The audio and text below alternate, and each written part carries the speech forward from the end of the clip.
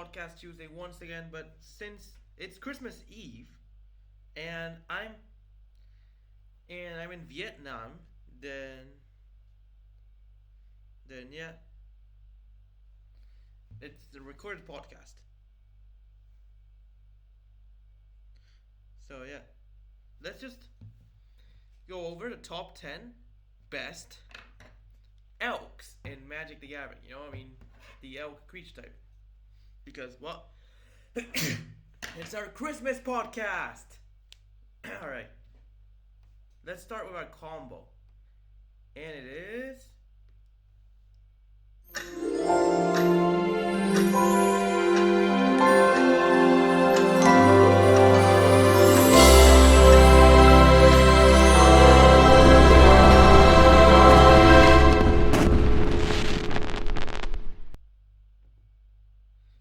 Alright.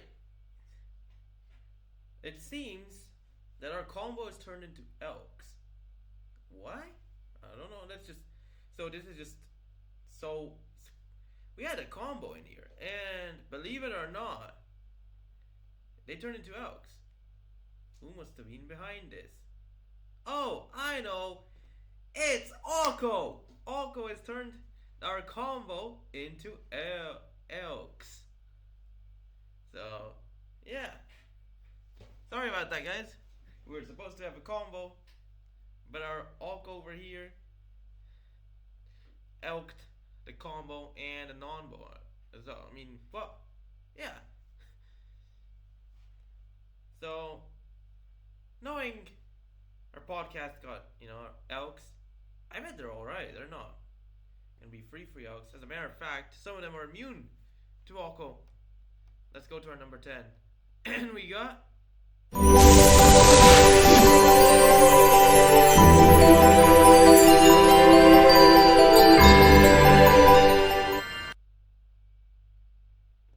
Alright guys, we're back. We got our great Sable Step. A free mana, free elk that can't be countered, pro blue and pro black. So, yep. It's basically immune to removal. I mean, can't get killed by black removal. It's immune to black. Also immune to blue stuff. I mean, it's so, and also it's uncounterable. So it's such a hard thing to stop. I mean, it's the green version of True Name Nemesis. I mean, True Name Nemesis. It's just protecting from everything that a certain player has. I mean, the issue is you can't enchant it with your blue and black stuff, or or stuff, something similar. But yeah, that's basically our number 10. Really cool card. Free mana, free, uncounterable, and pro black, pro blue. Let's go to our number 9, and it is...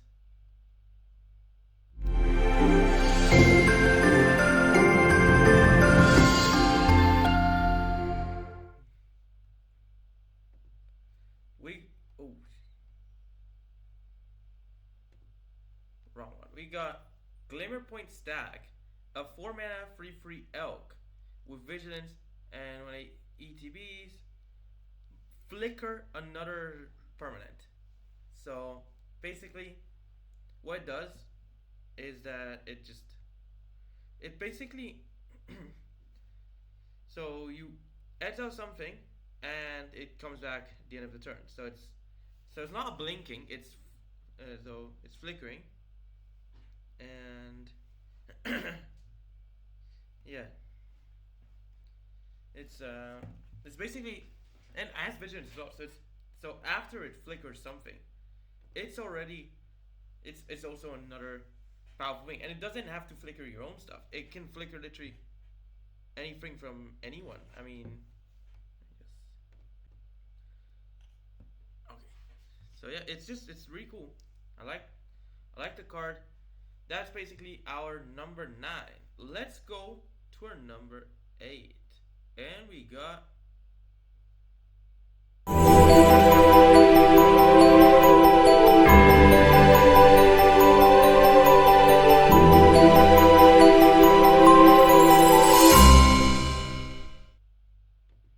We got Mirkwood Elk from the Lord of the Rings Commander. when it ETBs or attacks, bring back an elf from your graveyard to your hand. You gain life equal to that card's power. So it's an elk for elf tribal, not. So don't get confused. Don't build this with elk tribal. It's just you put this in an elf tribal deck. So I mean, if you need, so it helps bring back your elves, and if you have elves that add mana, then Mirkwood Elk should be relatively easy to cast. I mean, and when it attacks, it keeps on bringing back the elves that are dead. You know what I mean? It's really cool. And plus, it's a life gain, which may not be much considering how small elves are, but it does add up eventually. And if you have elf lords, I mean, what? No, never mind, not elf lords. I mean, if you have like something like Allosaurus Rider, I think Allosaurus Rider is an elf. Yeah, it's an elf. And don't forget, don't forget,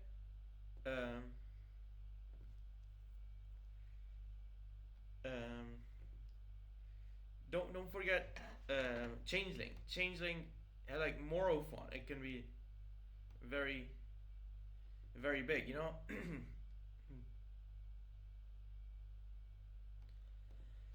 But yeah, that's basically our number 8. Let's go to our number 7. And we got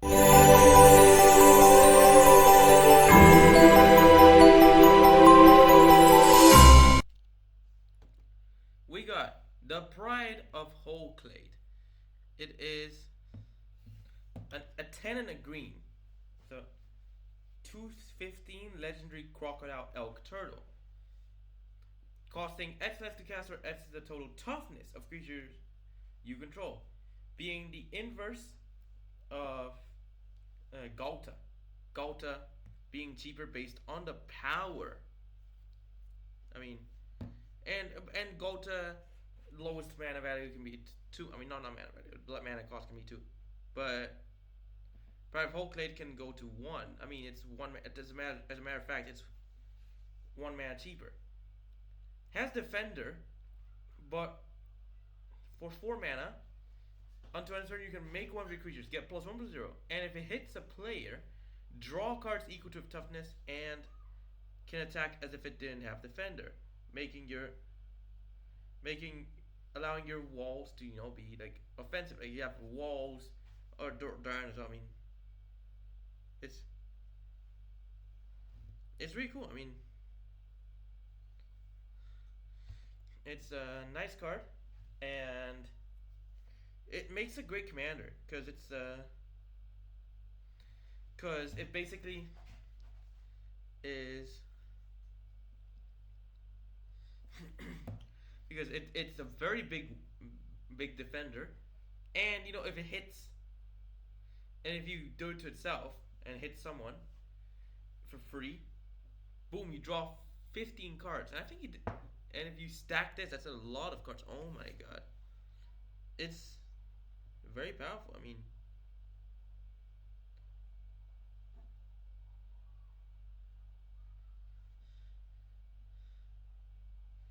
so that's basically our number 7. Let's go to number 6. And we got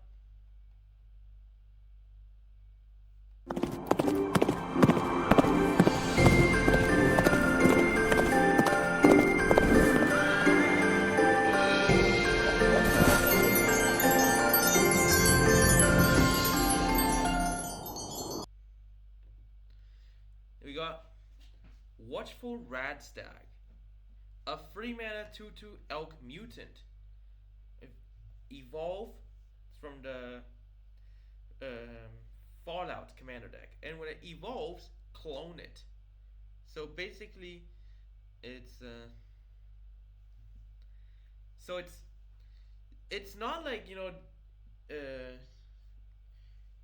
just one tree folk where if it gets a counter, you put you create a squirrel, but this is actually this is one you can't really break. You can't take an infinite combo of Watchful Radstag, because Watchful Radstag specifically says it's when it evolves. So when it evolves, So it puts a plus on the counter, then you create a 2/2. So it doesn't like copy the power. So you can't.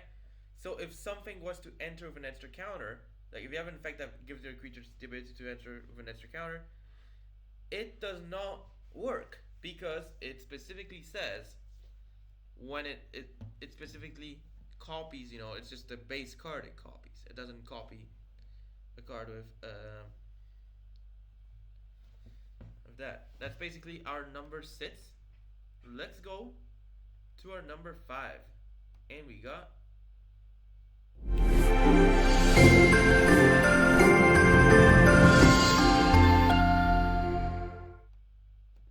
We got Tricksters Elk.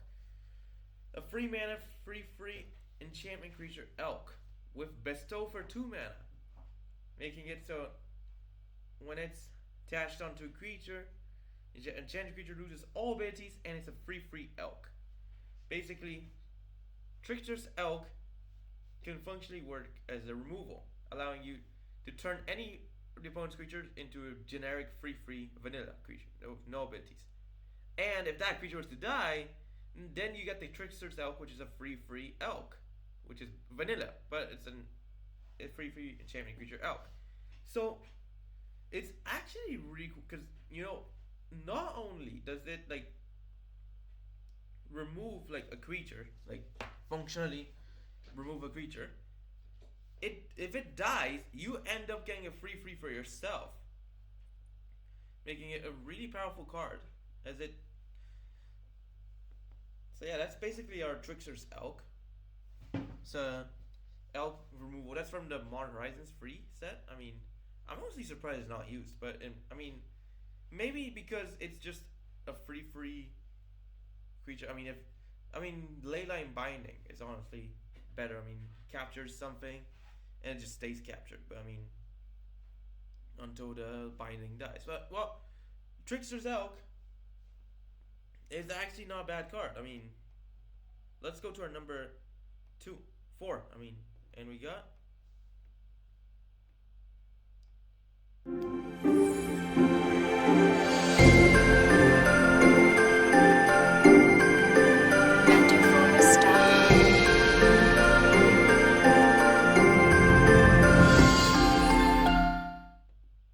We got Vernal Sovereign, a 6 mana 4/4 elemental elk. With when it ETBs or attacks, create a elemental that's power and toughness are equal to the number of creatures you control. This is basically an elk, it's like that basically it creates, there's another card similar. I don't what is it? I think it was a voice. Like it was.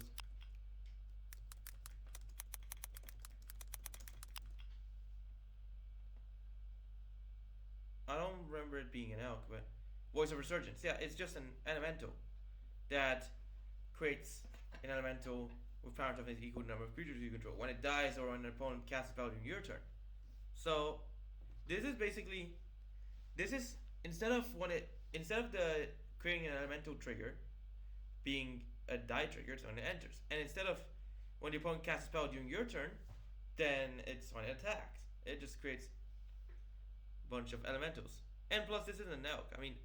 This is cool. It's like Voice of Resurgence, but double the power for triple the mana and with a different functionality.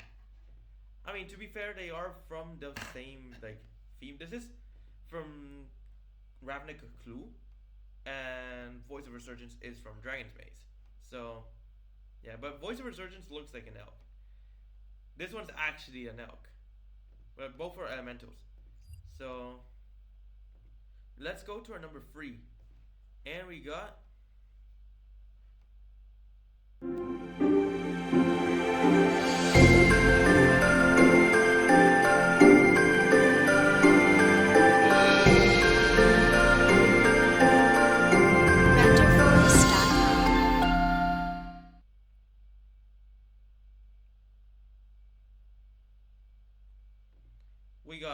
Giganta the Wellspring, being a 5 mana 5/5 legendary elemental elk with a companion ability where cards have to have a limit of one, of each symbol. So yeah, you can't have double greens or double reds or anything similar. Or well, it's and same with and I mean hybrids. It's as well. I mean, if you have like a hybrid red green, a red and a green, in the cost, then that's valid. I mean, it's just it cannot have like this like same massive colorless as well. I mean, if something has two colorless symbols, then no, you can't use it. So yeah, just and it taps for Wooburg, but cannot be spent on generic costs. So yeah, people don't usually tap it for Wooburg. It's just a 5 mana 5/5 that acts as an extra card in the sideboard, as long as your deck meets the goal, and it's actually very very cool. So yeah, it's played in modern and pioneer and yeah, just basically any format. It's just one extra card. If you're like um it's like Lurrus or Yorion. I mean, most decks should be able to do this. I mean, they had to nerf the companion rule just because of how easy it was to, use it, get it out on the battlefield. So, yeah, really powerful card. If companion was unnerfed, this might have taken the top spot. But there are two elks that are way better than Giganta. Let's dive right in. Number 2, we got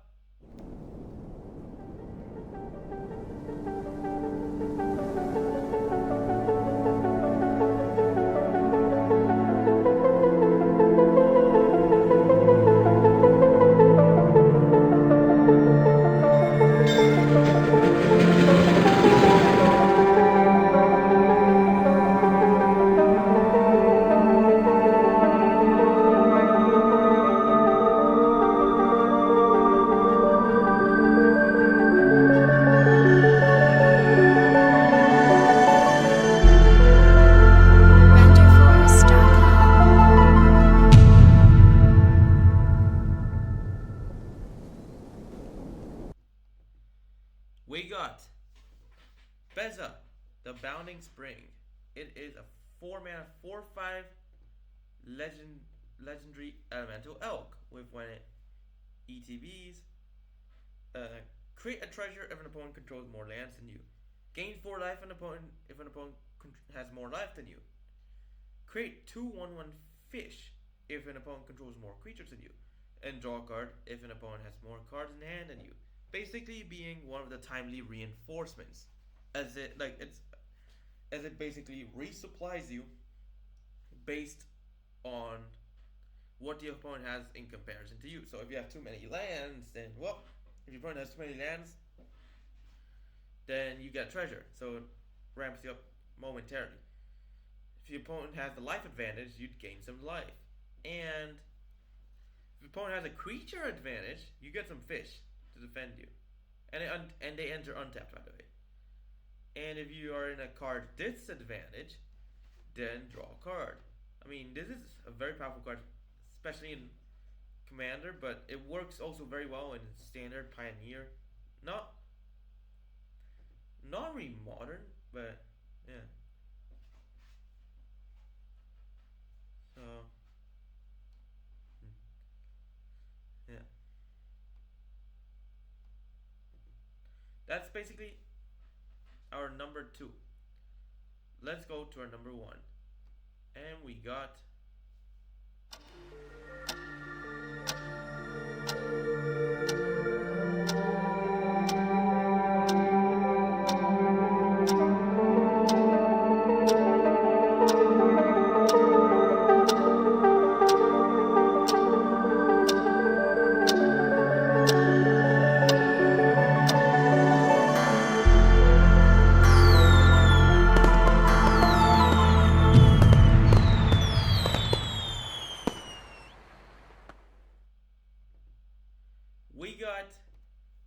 Glade Regent, a 7 mana 8/8 elk with when it ETBs, you become the monarch, and while you're the monarch, your stuff have hexproof. Not you, but your permanents have hexproof. It's A very powerful card. Not only is it, you know, is it an 8/8 for 7 mana, but also it starts giving you cards as being the monarch makes you draw an extra card each turn, and enables, you know, other effects that you might have for being a monarch. And this card, its own effect is very good as it gives your permanents hexproof for being the monarch, so they cannot like kill your stuff. You know, they cannot like. So if you have blockers or something, I mean, then they can't use removal on the blockers just to bypass you or something. I mean, and well, even if if you stop being the monarch, I mean, if someone takes the monarch from you, then you should be able to easily take it back if because then whoever tried to take the crown from you must have spent some mana doing some kind of trick that you didn't take into consideration. So you basically go in and, you know, take the crown back with wherever you got. So it's still good. I mean, I like Glade Regent. I mean, it's a very powerful card. I mean, especially if you are playing Commander, casual tabletop Commander, and just some other Commander. I mean, it's just it's just very strong. And in my opinion, this might be the best elk. But although Giganta in its prime, as in before the companion nerf, would have been the best elk, no doubt. But anyways, congratulations, you have reached the end of the podcast. So why don't you like and subscribe, follow my Twitch channel if you enjoy, share friends, stay tuned to my next videos, streams, and podcasts. Next podcast won't be live, sadly, but it's because I'm still gonna be in Vietnam. I mean, it's gonna be recorded, but then after I come back from Vietnam, they will be live. So please stay tuned to them. Watch my other videos too. And Merry Christmas. Bye.